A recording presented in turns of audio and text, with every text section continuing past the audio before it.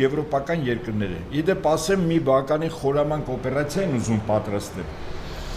Ուրեմն եվրոպական երկրներին պետք է կամ Եվրամիությանը կամ ՆԱՏՕ-ի անդամ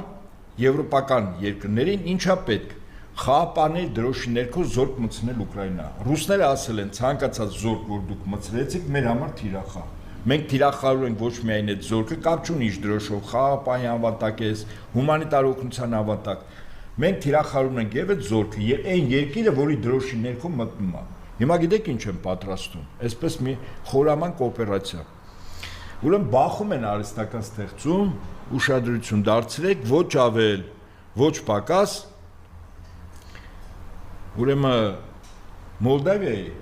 եւ Ուկրաինայի միջեւ բախում արհեստական։ Հիշեցնենք, որ Մոլդավիայի Մերձդնեստրի Մոլդավական Հանրապետությունում գտնվում է ընդհանրապես տարածաշրջանի ամենամեծ